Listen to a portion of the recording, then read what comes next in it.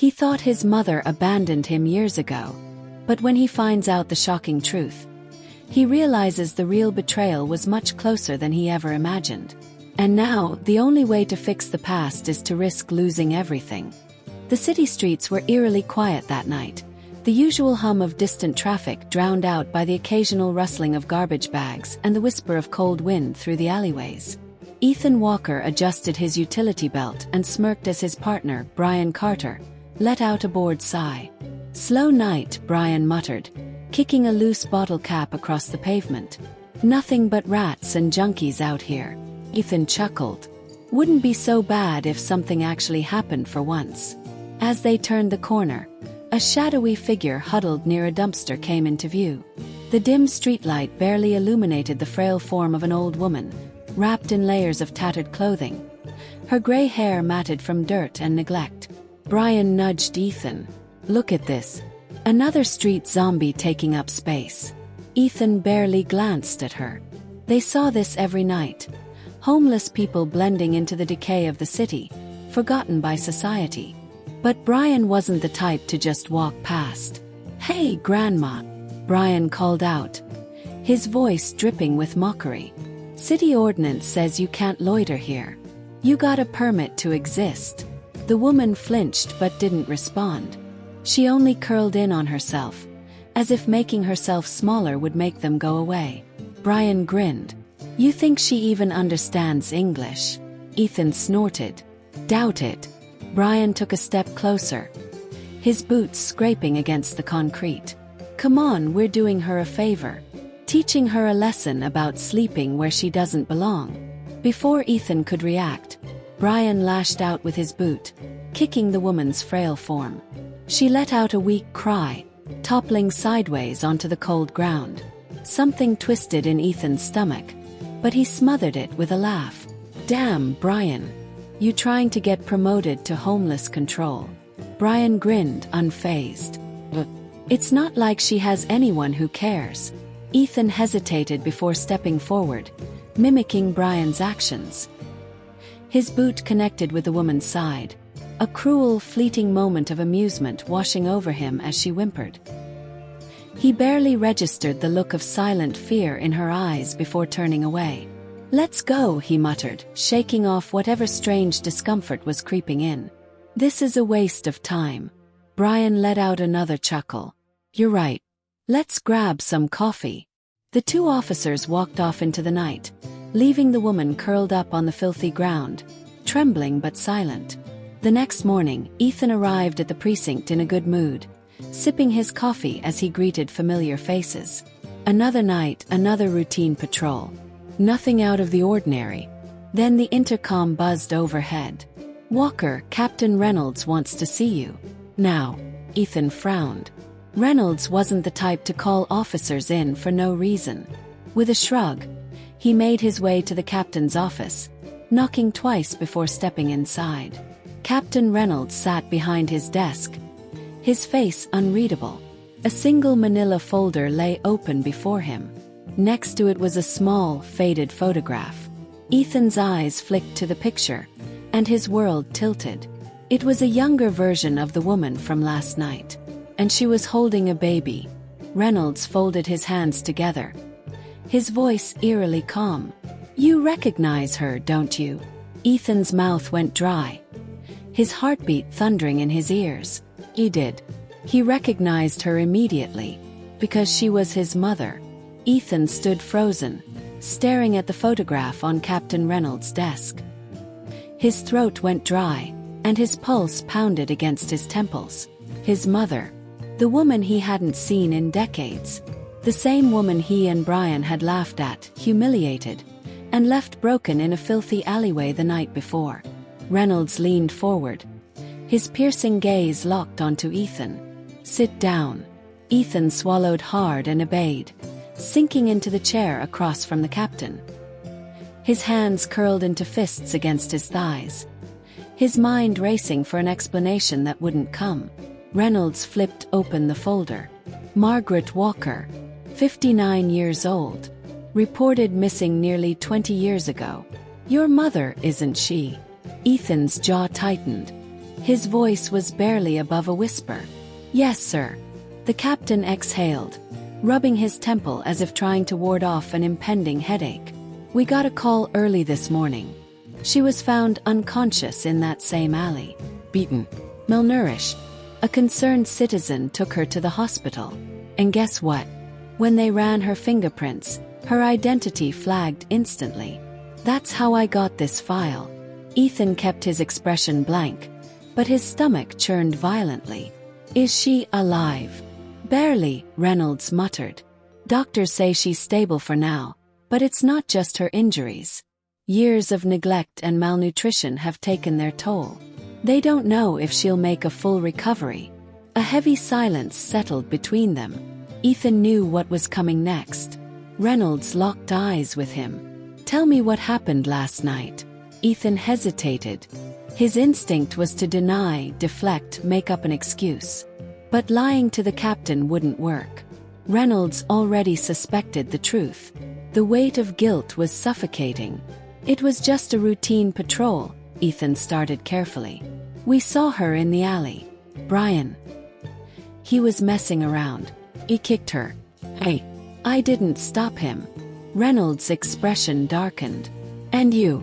Ethan clenched his fists tighter. "I followed his lead." The silence stretched longer this time.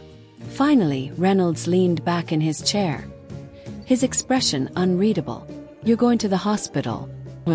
And you're going to sit by her side until she wakes up." Ethan nodded, his stomach twisting. He didn't deserve forgiveness. But he knew one thing. He needed to see her and face what he had done.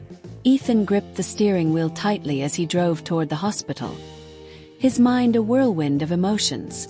His mother was alive. After all these years, believing she had abandoned him, believing she had disappeared without a trace. She had been here, suffering, alone. And now, after last night, he was responsible for putting her in a hospital bed. The guilt was unbearable. When he arrived, he walked through the sterile halls, the scent of antiseptic and faded hope thick in the air. He reached the front desk and cleared his throat. Margaret Walker, the nurse, a middle-aged woman with tired eyes, looked him over before glancing at the monitor. "Room 214 down the hall to your right. Visiting hours are open, but she's still weak. Try not to overwhelm her." Ethan nodded, but the truth was, he didn't know if he could even face her. He had spent years blaming her, resenting her. And now he was the one who had hurt her the most. He pushed open the door to room 214. The sight of her hit him like a punch to the gut. Margaret lay still on the hospital bed, her frail body barely a shadow of the woman he remembered. Her face was gaunt, her skin bruised, her lips dry and cracked. Machines beeped softly beside her, monitoring her weak pulse. Seeing her like this made his knees nearly buckle. He hesitated before stepping closer. "Mom!" No response. He took a slow breath, pulling the chair beside her bed and sinking into it. He wanted to say something, anything, but what words could possibly make up for what he had done? "It's me," he whispered. "Ethan." Her eyelids fluttered slightly, a small twitch of recognition. A weak breath escaped her lips, but no words followed. Just the barest movement of her fingers, as if trying to reach out. He swallowed the lump in his throat and gently took her hand in his. It was cold and bony, so fragile that he was afraid to hold it too tightly. The hand of a woman who had survived things he couldn't even imagine. "I thought you left," he admitted, his voice raw. "I thought you didn't want me." Silence stretched between them. Then, just barely, he heard her whisper, "Didn't leave." His chest tightened. He had spent years believing a lie. A lie his father had told him. A lie he had been too angry to question. He squeezed her hand gently. "I'm sorry." Margaret's eyes remained closed, but her fingers weakly tightened around his. A simple, painful acknowledgement. The weight of the truth settled fully onto his shoulders. And for the first time, Ethan realized. He wasn't sure if he could ever make this right. Ethan remained by his mother's bedside for hours, watching her fragile chest rise and fall with each shallow breath. The weight of everything crushed down on him. The years of resentment, the lies, the betrayal, and now, the undeniable truth staring him in the face. She hadn't abandoned him. She had been out here, suffering, while he had been told she was gone. The door creaked open, and a nurse stepped in. She offered him a soft smile. "She's lucky someone found her in time," she said, checking Margaret's vitals. "Another few hours in that cold, and she might not have made it." Ethan swallowed hard. He wanted to tell the nurse that he had been the one responsible for putting her there, but the words wouldn't come. "When will she wake up?" The nurse adjusted the four-drip. "Hard to say. Her body is weak, and the years on the streets haven't been kind. But she's stable. She just needs time." Ethan nodded, though he wasn't sure if time would be enough to mend what had been broken. After the nurse left, he leaned forward, elbows resting on his knees. "Mom," he said softly, "I don't know if you can hear me, but I was wrong. About everything. I spent my whole life hating you, thinking you left me. But you didn't, did you? You didn't leave." A faint twitch in her fingers made his heart clench. Was it a response, or just an involuntary movement? He wasn't sure. The door opened again, and this time it wasn't a nurse. Captain Reynolds stood there, his face unreadable. "Walker." Ethan straightened. "Sir." Reynolds glanced at Margaret before looking back at him. "You're needed back at the precinct." Ethan hesitated, his gaze flickering to his mother. He didn't want to leave her, not now. But he knew he had no choice. He squeezed her hand once before standing. "I'll be back, Mom. I promise." As he followed Reynolds out of the hospital, a cold knot of dread settled in his stomach. He had no idea what awaited him at the precinct, but he knew it wouldn't be good.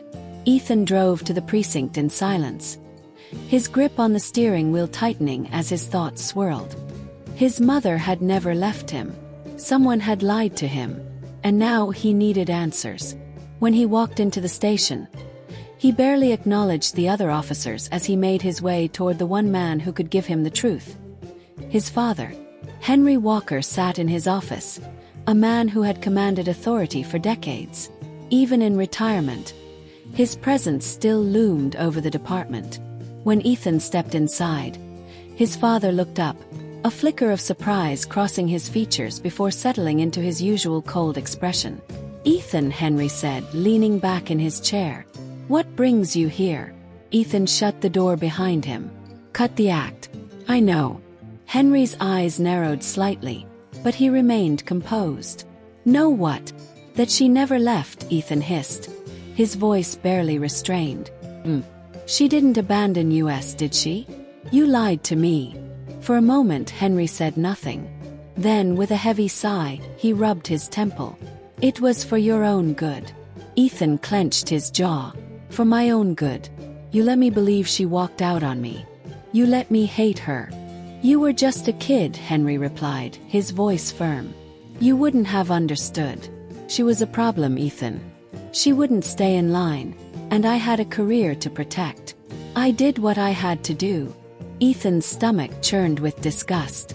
"So you threw her out like garbage? Let her rot on the streets for 20 years? Henry's expression hardened. "She made her choices." Ethan shook his head, stepping back. "No, you made them for her. And you made them for me."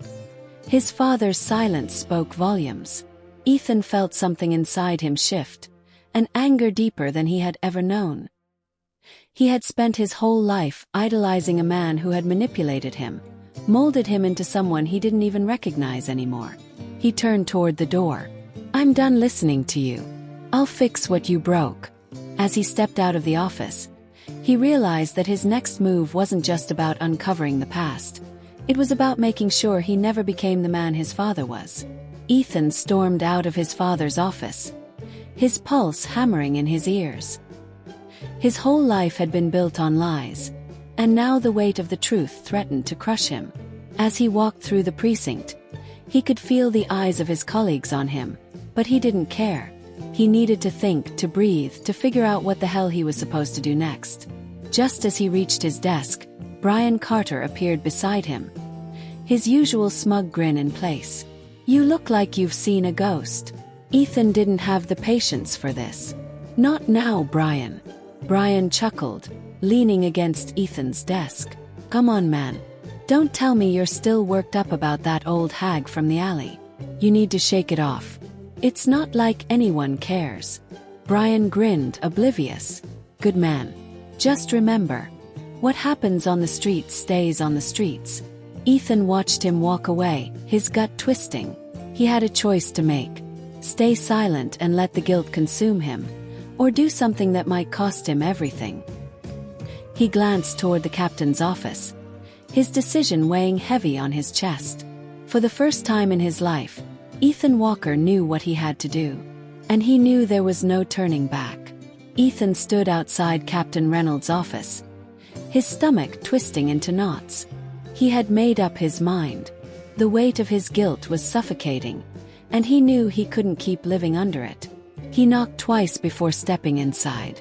Reynolds sat behind his desk, scanning a report, but when he looked up and met Ethan's gaze, his expression darkened. "Close the door." Ethan obeyed, swallowing hard. He had rehearsed this conversation in his head a dozen times, but now that he was here, the words felt heavier than ever. "I need to talk to you about something that happened on patrol." Reynolds leaned forward, his eyes narrowing. "Go on." Ethan hesitated, then forced himself to say it. "Last night, Brian and I roughed up a homeless woman. I took part in it. I didn't stop it. And now I know she's my mother." Reynolds' face remained unreadable, but his silence was suffocating. Ethan pressed on. "I can't let this slide. I need to do the right thing. Whatever consequences come with it, I accept them." Reynolds finally spoke, his voice low and measured. "Do you have any idea what you're saying, Walker? You're talking about reporting a fellow officer. That's not something we take lightly." Ethan nodded. "No. But I can't pretend it didn't happen." The captain exhaled heavily, rubbing his temple.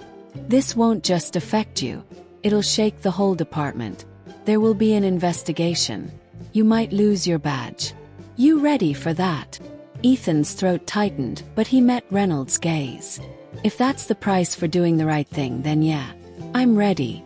Reynolds studied him for a long moment before nodding. "All right. But you better be damn sure about this, because once we start down this road, there's no turning back." Ethan took a deep breath. "I'm sure." Reynolds picked up the phone.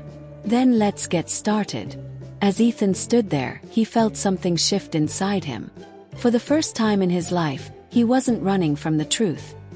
He was facing it head-on. Ethan sat in the interrogation room, staring at the table, his heart pounding like a drum. The air was thick with tension as internal affairs officers shuffled papers and exchanged glances. The weight of what he was about to do pressed down on him, but he knew there was no other choice. The lead investigator, Detective Harrison, folded his hands. "Officer Walker, you requested this meeting. What do you want to tell us?" Ethan took a deep breath. "I want to come clean about what happened 2 nights ago." Harrison leaned forward. "Go on." Ethan's throat felt dry, but he forced himself to speak. "Brian Carter and I were on patrol. We found a homeless woman sleeping in an alley. Brian started messing with her, kicking her while she was down. I joined in. I didn't stop him. I didn't think twice. And now, I found out that woman is my mother." A long silence filled the room. Harrison exchanged a look with his colleagues before asking, "And why are you confessing now?" Ethan clenched his fists under the table. "'Cause it was wrong. Because she didn't deserve it. Because I need to take responsibility for what I did." Harrison studied him for a moment. "Do you understand what this means? You're implicating another officer." "I know." Ethan's voice was steady. "And I don't care about the fallout. Brian Carter needs to answer for what he's done. So do I." Harrison nodded slowly. "We'll investigate this. But I hope you understand, Walker. This isn't going to be easy for you." Ethan exhaled, the weight on his chest finally beginning to lift. No. But it's the right thing to do. As the officers prepared to take his statement, Ethan realized that, for the first time in years, he was finally being the man he should have been all along. Ethan stepped out of the interrogation room feeling both lighter and heavier at the same time. Lighter because the burden of his secret was no longer his alone to carry. Heavier because he knew what was coming. There was no going back now. As he walked through the precinct, Brian Carter was waiting for him, leaning casually against Ethan's desk, arms crossed. The usual smirk on his face was gone. "What the hell did you just do?" Ethan met his gaze, his voice steady. "Told the truth." Brian's jaw clenched. "You're throwing your career away for some bum. And now you're dragging me down with you." Ethan took a deep breath, feeling the full force of what he had set into motion. "She's my mother, Brian." Brian scoffed, shaking his head in disbelief. "So what? That changes nothing. She's just another nobody on the street." Ethan's stomach turned. The words hit him differently now. He had spent years seeing the world through that same lens, one that made it easy to dehumanize people like her. But now he couldn't unsee the truth. "That's where you're wrong," Ethan said. "She was never a nobody.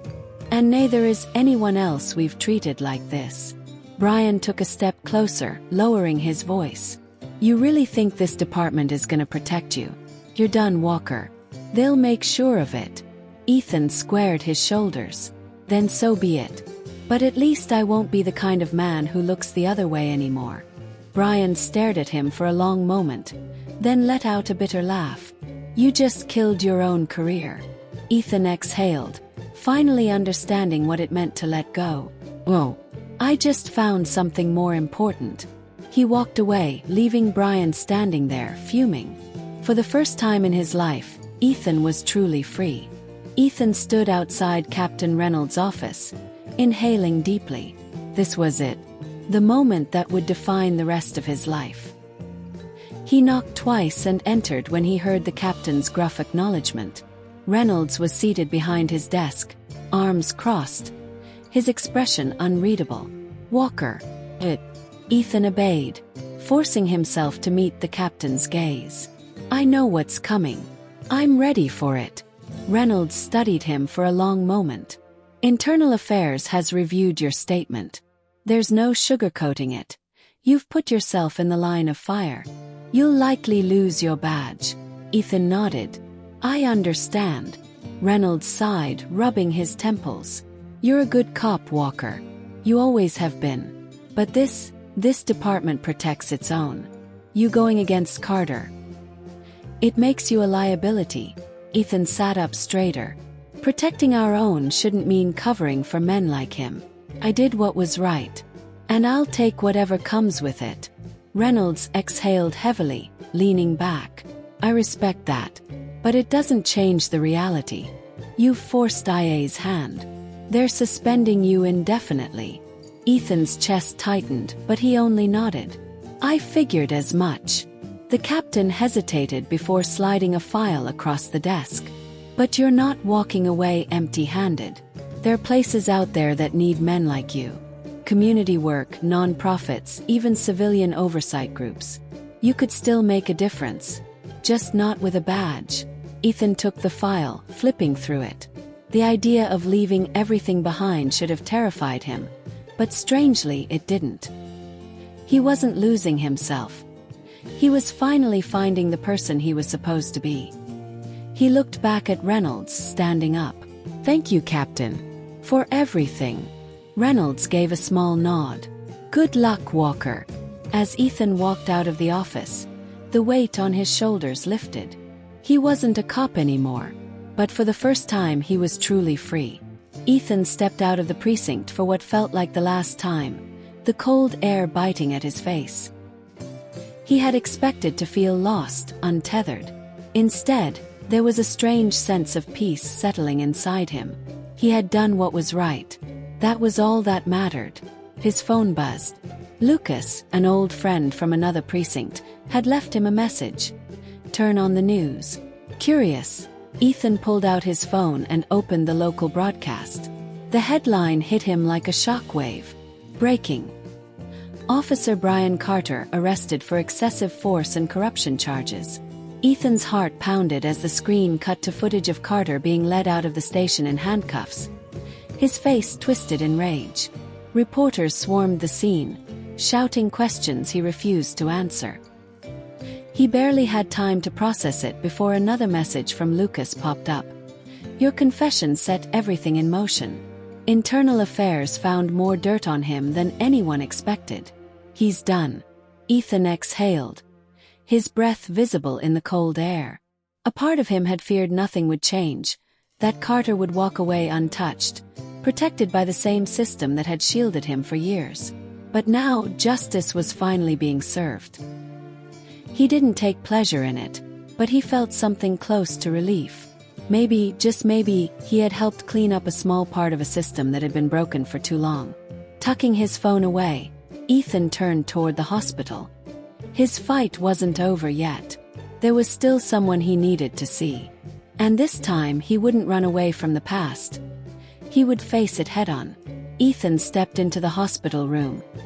His breath steady but his heart uncertain. Margaret lay in the same position as before, her fragile body barely a silhouette beneath the thin blanket. But this time, when her eyes fluttered open, they locked onto his. He hesitated before speaking. Mom. The word felt foreign on his tongue, yet strangely right. Margaret's gaze was tired but sharp. You came back. Ethan nodded and pulled the chair closer to the bed. I needed to. I should have been here sooner. A long silence stretched between them. Then, in a voice barely above a whisper, she asked, Why now? His throat tightened. Because I finally know the truth. I spent years believing a lie, that you left me, that you didn't want me. But I see it now. I see what was done to you, to us. And I see what I became because of it. Margaret exhaled, a mixture of relief and pain. I never stopped thinking about you, Ethan. Even when I had nothing. He swallowed hard. I don't expect forgiveness. I just want a chance to make things right. Margaret studied him for a moment, then reached out with a trembling hand. Ethan took it, feeling how frail she was, how much time had stolen from them. But in that moment the past felt lighter. Prove it, she whispered. A lump formed in his throat, but he nodded. I will. As he sat there, holding her hand, he knew his journey wasn't over.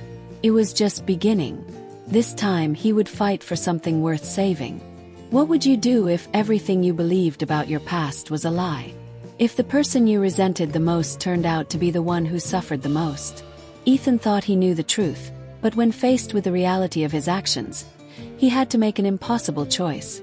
Stay silent and protect himself or risk everything to do what was right. What would you have done in his place? ***.